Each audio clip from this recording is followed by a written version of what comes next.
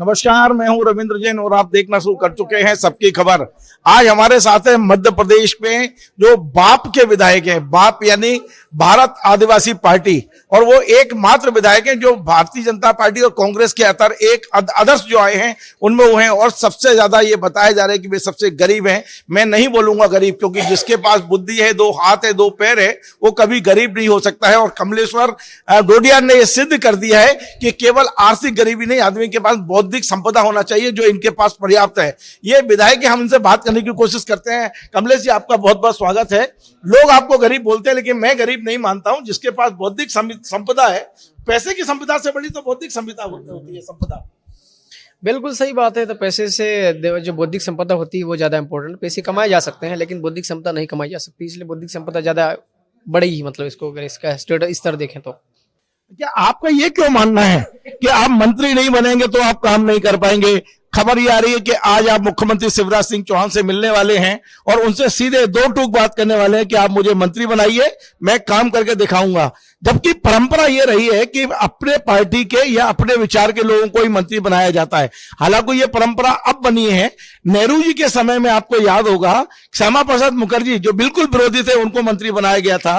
अंबेडकर जी को मंत्री बनाया गया था। क्या आप वो जो परंपरा नेहरू जी के समय थी, उस परंपरा को मध्य प्रदेश में लागू करने का विचार कर रहे हैं?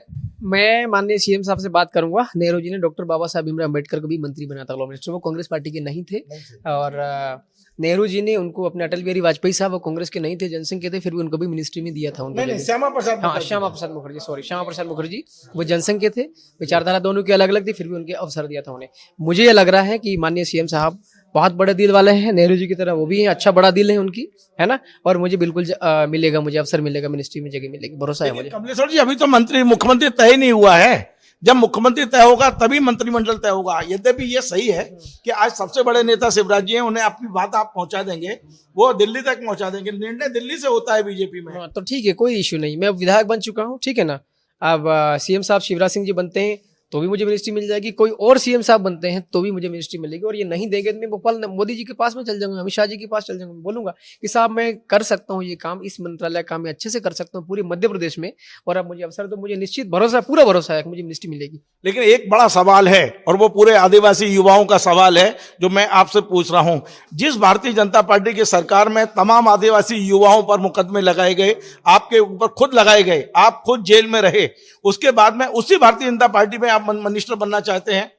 सकारात्मक तरीके से काम करेंगे। मुकदमे मेरे खिलाफ ये भी वापस लिए जाएंगे, और भी हमारे जैसे साथियों के मुकदमे वो भी वापस ले लिए जाएंगे। हम सकारात्मक तरीके से मिल करके काम करना चाहते हैं। अगर मुझे मिनिस्ट्री नहीं देते हैं और वैसे ही रखना चाहते हैं तो कोई दिक्कत नहीं। विपक्ष के जो भूमिका होती है मैं अच्छे से निभा पाऊंगा। कांग्रेस का जो विपक्ष के नेता रहेंगे उनसे ज्यादा अच्छे से भूमिका निभा पाऊंगा। आप अकेले, आपके साथ कोई है ही नहीं ना? कोई दिक्कत है, मैं निभा लूंगा। अकेला ही बहुत भारी पड़ूंगा मैं, कोई इशू नहीं पड़ेगी मेरे लिए, कोई इशू नहीं पड़ेगा, मैं अकेले नहीं पढ़ लूंगा। आपके ऊपर प्रकरण कितने दर्ज हैं?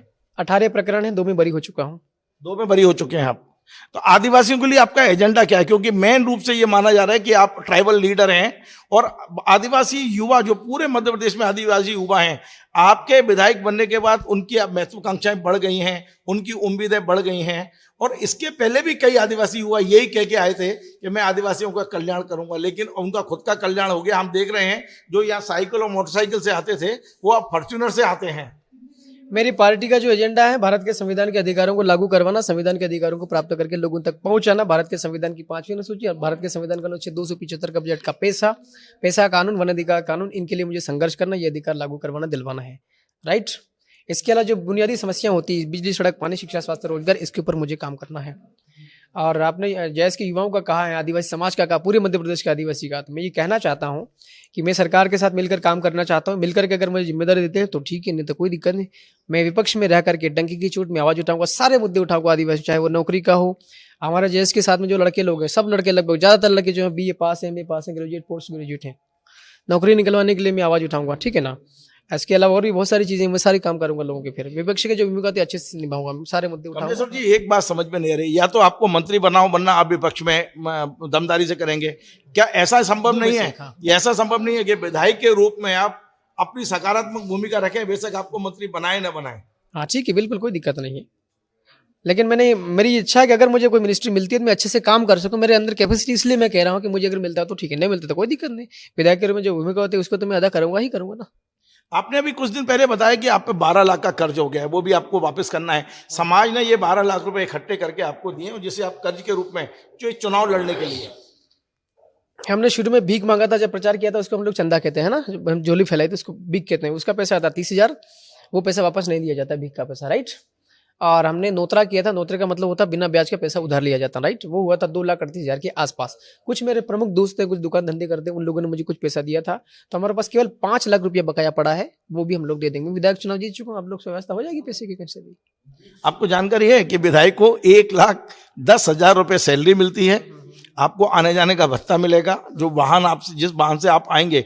आज भी यदि आप कार किराए पे करके आते ना, तो यहाँ सचिवालय में आप एक केवल लेटर हेड पे लिख के देते, आपको आने जाने का खर्चा मिलता। ये यहाँ के प्रावधान है, उसको थोड़ा आप समझ लीजिएगा। जो मेरी जानकारी में, कल ही मैंने ये पूरा प्रोग्राम चलाया है, 1,10,000 रुपए हर महीने आपको मिलेगा यह विधायक धन। हालांकि एकमात्र रतलाम के विधायक हैं चैतन्य कश्यप, जो विधायक बनने से आज तक उनने एक पैसा विधानसभा से नहीं लिया है।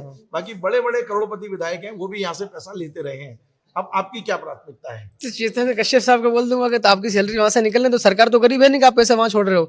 आपकी सैलरी का पैसा लेके सेलाना में ट्रांसफर करवाओ, मेरे इसमें आने दो, क्या दिक्कत हो रही है ना।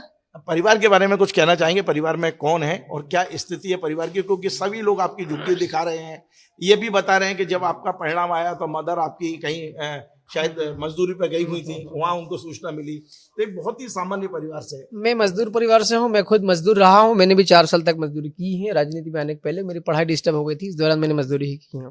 मेरे पिताजी के दोनों हाथ फ्रैक्चर है, कलाई टूटी हुई, वो कुछ काम कर नहीं सकते, घर पे ही रहते हैं। और मेरी माँ मजदूरी करती हैं। जिस दिन मैं विधायक बना, 3 तारीख को रिजल्ट आया था, परिणाम आया था अपने चुनाव का, उस दिन भी मेरी माँ मजदूरी पर गई हुई थी। और 6 भाई हैं, वो भी खेती बाड़ी करते हैं, थोड़ी बहुत खेती, 1.25 बीघा जमीन है सबके पास में, खेती मजदूरी करते हैं, पलायन पर बाहर जाते हैं। तो परिवार के और भी कोई भी राजनीति में आना चाहते हैं? मुझे नहीं लगता कि कोई आने की किसी की इच्छा है। मैंने कह दिया कि मेरे अलावा कोई भी इंटर नहीं करेगा, दूसरों को मौका दिया जाएगा। बहुत बहुत धन्यवाद। तो आप थे कमलेश्वर डोडिया, जो आदिवासी विधायक चुनकर आए हैं, और ये ना भाजपा के हैं ना कांग्रेस के, ये हैं अब बाप पार्टी यानी कि भारत आदिवासी पार्टी के। और इनका कहना है कि वे अब आदिवासी युवाओं के लिए काम करेंगे। यदि सरकार उन्हें मंत्री बनाती है तो उनको काम करने का और ज्यादा मौका मिलेगा, नहीं बनाती तो विपक्ष में रह के भी वे सकारात्मक भूमिका निभाने के लिए तैयार हैं। आपको हमारा ये कार्यक्रम पसंद आए वैसे शेयर करें, लाइक करें, कमेंट करें, और आपसे बार बार निवेदन, हमारे चैनल को सब्सक्राइब अवश्य करें। धन्यवाद।